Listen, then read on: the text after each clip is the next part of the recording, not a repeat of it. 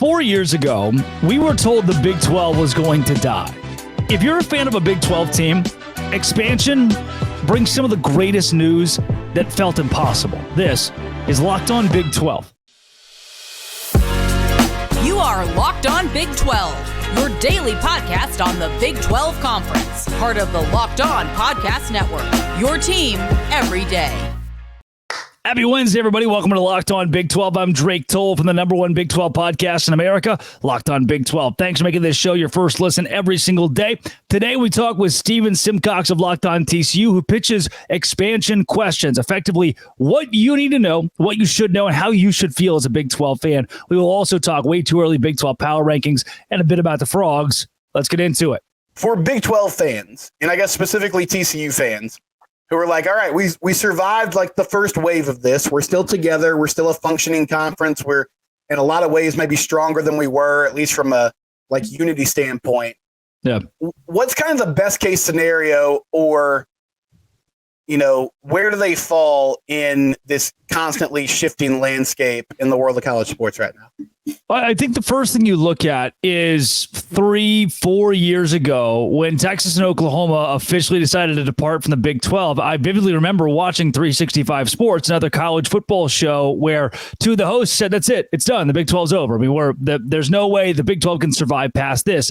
That was the sentiment at ESPN, at Fox. It was the sentiment from Pac-12 officials that the first conference to die in realignment was supposed to be the Big 12. So we can't forget the context of where this conference is today and the position it is in because of Bob Bowlesby, of all people, adding BYU and the like. And then Brett Yormark coming in and taking away Utah and Arizona State, as well as Colorado. One thing that I mentioned that really shows the positive position the Big 12 is in, and I said this on a show on my podcast earlier this week, is UConn and Gonzaga over the past summer of 2023, were in the fold for the Big 12.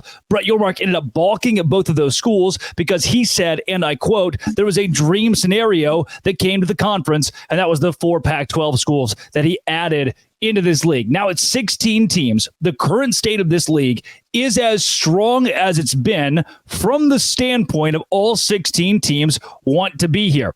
Everybody here, Utah, Colorado, Arizona State for the Pac-12, needed this conference as a life raft. BYU, UCF, Cincinnati, and Houston, this is their opportunity to play in the Power 5, now Power 4. And the other 8 teams survived. You made it out. You're still alive, and you're in a power conference. It's the best spot you could have asked the Big 12 to be in when we thought the league was going to die a couple of years ago. So if you're a TCU fan, a Texas Tech fan, an Oklahoma State fan, you were ready. You remember, Stephen, we were having conversations of, does TCU go to the Pac-12? Can they somehow get, find a different location? The ACC, would they take them? And now instead, we're having conversations about ACC schools being in the Big 12, again, using our league as a life raft, which is only good for Brett Yormark and us. There was an entire summer where, everybody was basically doing Big 12 eulogies on a weekly basis and talking about that. But it has changed a lot. And you talk about Bob Bowlesby. Bob did do some great things towards the end. It was interesting to watch him, though. It kind of felt like Bob, like there's a scene in The Office where Jim gets a new boss and he's at this conference and Michael's there and him and his new boss have a little inside joke going on. Yeah. And Michael Scott says, man, I love inside jokes. I hope to be a part of one someday. And that sort of felt like Bob Bowlesby in the world of conference commissioners. He was just always kind of a step behind, not really there with the power brokers making decisions. How has Brett Yormark changed that perception? Why has he been such a good fit? And how has he been so forward-thinking for the league right now? I read an article probably 6 months ago that said that Brett Yormark is great for the Big 12 because he's a sports fan first. And I can't disagree with that more. The sentiment of the article was that he grew up watching, the MLB and the NBA, and the guy knows ball. And I agree that he knows ball, but I don't think he is putting the sports aspect of the Big 12 first. He's putting revenue first. He's putting the lifeblood of the conference, which is money, first. And you have to. What George Kliavkoff got off on was, maybe we could just create this conference of champions. That's the name. It's the Conference of Champions of the Pac-12. We can just ride that to the sunset. We've got plenty of teams that are happy enough to never leave. In the ACC, Jim Phillips said, we'll create the best basketball conference in the nation. Stephen, I mentioned this on almost every show now this week because it's something you have to get through to people. Can't think of Kansas State, for example, who in 2023, the year they went to the Elite Eight in basketball and had a pretty good football season, went to the Big 12 championship and won it. They made $33-ish million off of football and about $8 million off of basketball. That is in every other sport they have lost money. They didn't make any money on any. You're like, that is what is bringing the revenue to these schools. Brett Yormark understands that. He's going to lean into football. You can have an unbelievably successful basketball season, but it is still such small potatoes compared to football, and Yormark is going to continue to build on that. So those that are saying, oh, let's become the best basketball conference in the country, the ACC tried to do that, and that's why they're about to not exist anymore. So from a Yormark standpoint, what makes him so good is that he is a businessman first. He is putting revenue first and putting the betterment of this conference from a money standpoint at the A1 and fighting for the league. That's why in a couple of years we have this look-in clause, the college football playoff, where we all learn if the Big 12 is expanded that this league can make more money. It can get closer to the Big 10 and the SEC, and I think that's where you want to go. So you talked about the unity earlier, which is a good point. I mean, yes, everybody wants to beat each other in the Big 12, but it does feel like there's also a sense of let's pull the same rope. Let's kind of have like an SEC type of pride with what we're doing, rooting for each other outside of the conference itself. What's your best guess? In the ACC, you have multiple universities that are just openly like challenging the relationship that they have with the conference. How do these dominoes kind of fall? What does it mean for the current teams in the league and sort of how, the dynamic shifts if a Florida State or Clemson, some of those Carolina schools become open here in the next few years? One thing, Stephen, that I've actually changed my mind on a lot here is relevance, the word relevance. Like Clemson 15 years ago, we didn't care about them. Nobody cared about Clemson. They were a middle-of-the-road revenue team. They were honestly way behind most Power 5 teams. Then what they did is they won their way to relevance. They won their way to a great valuation from the College Football Playoff Committee. So as the ACC falls apart, I think Clemson's one of those teams that's so relevant. The Big Ten, the SEC are right there. They would like to scoop them up.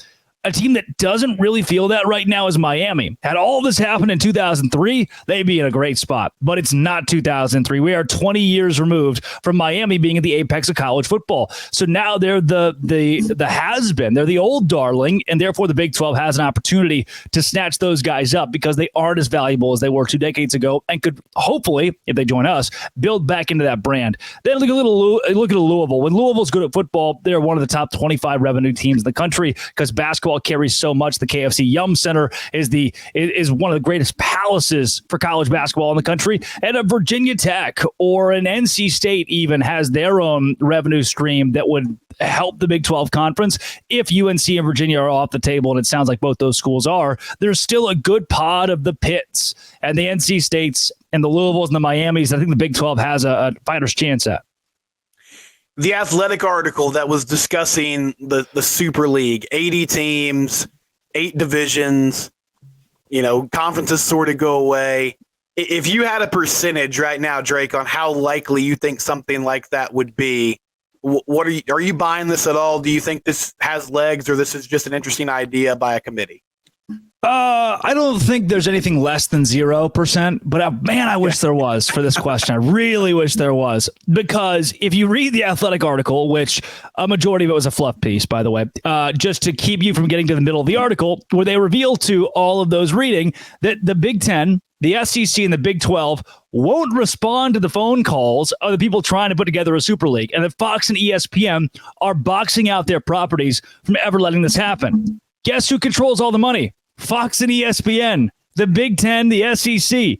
If the power play, like if you have tier 2, those 20 members of this committee trying to put it together, that they're in the tier 2 of power in college football. That's a lot of fun. But you never get past tier 1 when tier 1 has all the money. You can have the name. You can be the number 2 guy at the NFL. You can be a college president in the Big 10. But if your conference, if ESPN, if Fox, if the money doesn't want to go to a Super League, it's never going to happen. You can't fund it. It is a pipe dream, a fever dream, an impossibility. There's a lot of new teams. There's a lot of storylines. What's going to happen in the Big 12 this year? We'll ask Drake Toll next here on Locked On Horned Frogs. Locked On Big 12, a crossover edition here on the Locked On Network. We tell you about it all the time, FanDuel, and you need to go there because it's the best place to start making some money, to start betting today. It's playoff time in the NBA, NHL, baseball's in full swing, and FanDuel is your place to bet on every game. Right now, they always have these great deals going on. New customers, you get $150 in bonus bets guaranteed. Again, that's $150 in bonus bets, and that's win or lose. Sometimes I'll tell you, you put a $5 bet down, you win that bet, you get these bonus bets. This is win or lose, $150 in bonus bets for new customers. Go to FanDuel.com/lockedon or download the easy-to-use FanDuel app. You can bet on everything from slap shots to home runs to slam dunks. What are you waiting for? Visit FanDuel.com/lockedon and make your first bet an automatic win. FanDuel is America's #1 sportsbook.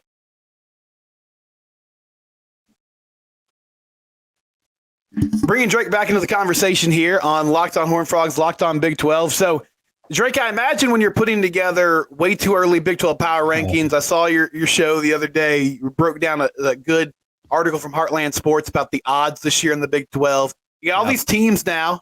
There's a lot to consider. So I guess first off, of the new group coming in, Utah obviously has some great pedigree recently.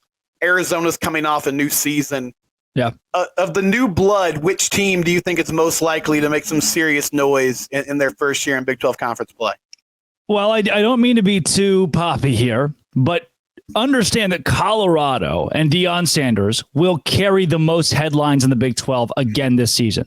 They have arguably the best quarterback in the country, might be the cover athlete on EA Sports, is one of the few guys they're giving a 99 overall ranking. Now, I don't think EA Sports determines who the best quarterback is, but you got to give some attention to the kid that's picking up that kind of love from a brand like EA.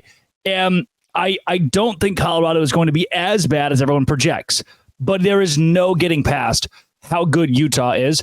And really the talent of Arizona is something we still have to look at despite the coaching change. But at the very root of it, Utah, Kyle Whittingham, what they bring back, if everybody stays healthy, which has been the issue for them over the last 365 days, post-winning back-to-back Pac-12 championships, if health is a non-factor, Utah is your Big 12 champion. They also have a fairly easy schedule in comparison to the rest of the conference. I think the Utes the ones you got to watch out for. And that's not even just the new teams. Overall, they feel like they are the favorite right now, and it feels warranted. Yeah, they're good. They're consistent. Talking about another team that sort of fits that bill, just annoyingly consistent and physical, the Kansas State Wildcats. Yeah. So the ceiling for this group, because Will Howard did a great job. I know, he was beloved there. He did some special things.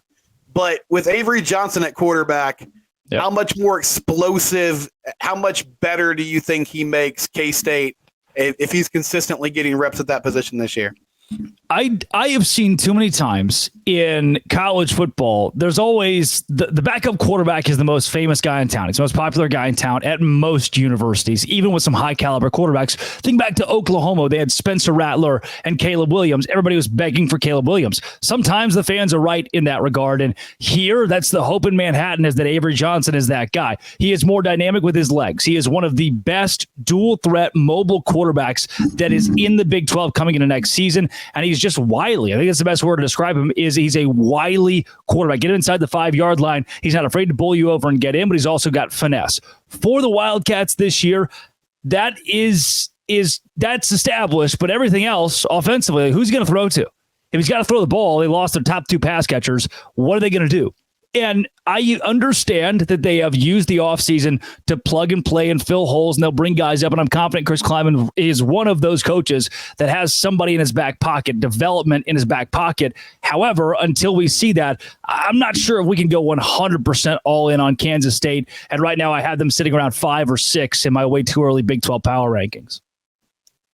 It would be hard to describe to someone who didn't follow college football last year how much of a story Colorado was for the first month of the season. Oh. And I partly blame the TCU Horned Frogs for this. I went on your show. I was very confident. I was like, listen, Drake, they're going to cover. They're going to roll over this team. It's an all new roster. We don't really know what's happening. Well, listen, they came into Fort Worth. They won. I mean, even when they lost to Colorado State, it was like everybody was watching that game. It was just every week. It was a huge event. You talked about Shedeur Sanders. He's a huge storyline as well. I guess what are kind of the strengths and weaknesses of this group, and how much is the powers that be in the Big 12 probably rooting for Colorado to be good this year because of the media attention that they can command? I am confident that where the Big 12 has gone when it comes to the trenches, this conference is very underrated. You have to have an established offensive line, guys who have been in your system for a period of time to be successful. That's almost foolproof, that statement. And Colorado's got good talent they just brought in, but we haven't seen it click yet. So when they play Kansas State, when they play Texas Tech, when they play Utah, when they play even Kansas now or Oklahoma State, will they be ready in the trenches? I don't think we can say yes. However, here's what's going to happen. I've seen it. You've seen it. Front row seats. Matt Rule effect. His first season, he is going to be bad. His second season, he's going to be perfectly mediocre. I bet Nebraska goes 7-5 this year. One of their 5 losses will be Colorado. Colorado will beat North Dakota State, Nebraska, Colorado State, and Baylor to start 4-0. They'll be number 22 in the country. They'll be the talk of the town. Is Deion Sanders back? And they might get slapped in the face in Orlando against UCF, but that's a winnable game. There's a world in which they're 5-0 going into their bye and coming off playing Kansas State. And in that world, they are all of the rave, whether they deserve it or not. Their schedule early is more favorable than some, and therefore Colorado could take the whole conference by storm from really week 3 on. Can Jalen Daniels, is this the year where he stays healthy? After that Illinois game last year, Drake, there was like legitimate Heisman talk about him. He's electric. He's really, really good. Lance Leipold has turned that thing around. Where do they kind of fall in your eyes? And is it really just as much about his health as anything else? I think Lance Leipold has proven, you can go back to the Oklahoma game last year that was so hard fought and tough. He's proven that with or without healthy players, his squad can adjust. Reminds me a lot of what Chris Kleiman's doing at Kansas State. It just feels like no matter what happens with their team, they're going to be there. They're going to be competitive down the stretch. That's what Kansas has become. We now have to erase from our brain everything we knew about the Jayhawks pre-Lance Leipold. He has been there long enough to take that culture completely out of the fold, and they're going to play some home games at Arrowhead Stadium this season, and they're going to shock some people. I think the Kansas Jayhawks have a legitimate chance to go 10-2 with the way their schedule shook out, like home games against Houston, home games against Iowa State and Colorado. I think all those are very winnable. Their road games at Baylor and BYU, they'll be favored in those as well at Arizona State. Just the shake they got from the conference. Give me the Jayhawks to go a long way. New look offensive line, aggressive defensive coordinator in Andy Avalos, got rid of the scary 3-3-5 where you just stay back and don't do anything. Josh Hoover, legitimate starts last year, quality snaps, another year in the Kendall Briles offense. I can see it in your eyes, Drake Toll. You want to say it. You need to say it. Dark horse, turnaround year. Nobody's talking about them. That's where the TCU Horned Frogs thrive. You want to say it, Drake. You agree with me. I can tell. All right. Go to the ad break and come back. Let's do a whole segment on TCU. Fine. You win. Ooh. All right. That's how we do it. That's how I force people to talk about my team on Locked On Horned Frogs. That's good. Game Time. We love the Game Time app here. I want to tell you a personal story because, we want to talk about sponsors here, but we want to make it like this is legitimate stuff that we use. The Rangers. They won the World Series last year. I loved it. Lifelong Rangers fan. I want to be at that home opener. It's the hottest ticket in town. I wanted to be there. I wanted to take my dad. It was a lovely moment when they won the World Series. It's a couple days before. I still don't have tickets. I didn't have expectations. I just stumbled upon the Game Time app. I was like, listen, I'm just going to look at this, see if I can find something, because the Game Time app is the best place to find last minute tickets. You can browse through. They have flash deals. I scored 2 tickets, and these weren't like, I wasn't sitting at Texas Live watching this game. We had good seats. We paid less than $100. The fees, they have fees, but they're up front. And we were there. We were there for the home opener. It was fantastic. I bought them one day before the event. That's the type of experience you can have with the Game Time app. They have a great feature where you can see exactly what your view is going to be. You just look at it. It's like, all right, this is going to be my view of the game. You can get theater tickets, concerts, comedy shows, whatever you're interested in. Download the Game Time app today. Use that promo code LOCKEDON. You get $20 off. Again, that promo code is LOCKEDONCollege. You get $20 off your first purchase. Download the Game Time app. It's the best place to get tickets. Do it today.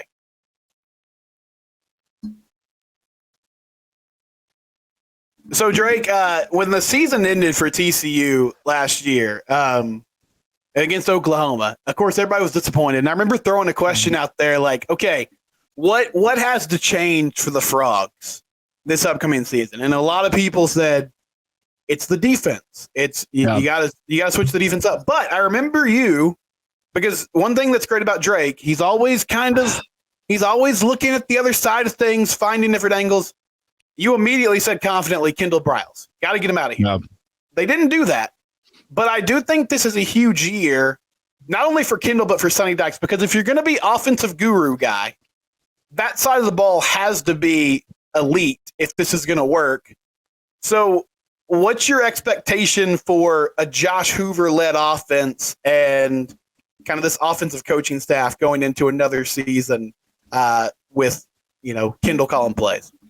Well, I wore my Arkansas pullover today just for fun. That felt right. I feel like Kendall Briles leaves a lot to be desired in his offense and did at TCU in his first season. I was not first and foremost. What a random hire. Just the name Briles on the sideline at TCU. And the question immediately was, is this going to be worth it? All right, you hired Briles. Now it better pay off. And it didn't in year one. And a lot of times what people will get caught up on defensively is, oh, wow, the defense must suck, without really looking at the way the offense complements it. When your offense has a ton of 3-and-outs, when you're keeping your defense on the field, I look at a team like a Baylor, who I got to watch so closely last year, whose offense couldn't get off the ground because the defense was off the field in 2 plays because they had let up a 75-yard touchdown, right? There was never any consistency, or the defense gives up a massive play and the offense can't get things clicking, and the continuity is not there. For TCU, it felt like I saw a bit of that, but the opportunity to bring in Avalos, huge. The opportunity to bring in 20 commits in the transfer portal and have the number 2 class in the Big 12 this offseason, also huge. I wish the Frogs would have gotten bigger names on the offensive line in the transfer portal. Had there been more 4 stars, 5 stars in that category, I'd be more confident in TCU. But Steven, dare I say it, this reminds me a little bit of Sonny Dykes' first year at TCU. He did not. I do not think. I always try to judge a team's transfer portal rankings off of what they needed, what holes they plugged, and how they plugged them. Arizona State and Cincinnati are 2 teams that I think just went balls to the wall. I can say that, and said, we need this, we need that, we need grab whoever you can get and put it together, and hopefully it works in the Big 12 next year. What TCU did was strategically attack the portal. What Sonny Dykes did when he first came to Fort Worth was strategically attack. He didn't bring in 50 guys like Deion Sanders. He said, here's what I need from this, here's what I need from that. We're going to put it all together. I am scared. If I'm another Big 12 team of what TCU has done on the defensive side of the ball with Andy Avalos and the additions from the transfer portal. Offensively, I need to see the offensive line, and I still haven't bought Josh Hoover. I still can't buy yet. Too young. So that quarterback room, you got Josh, you have Ken Seals, transfer from Vandy, which seems kind of like a veteran backup situation. And then Haas Haney, true freshman from Aledo, one of those, Texas high school football powerhouses in the state. I guess, how much concern do you have if you're kind of basing the Hoover optimism on year 2 of a system, right, getting more familiar with it, processing better, all those things, that he's not going through spring practice right now because of some undisclosed injury?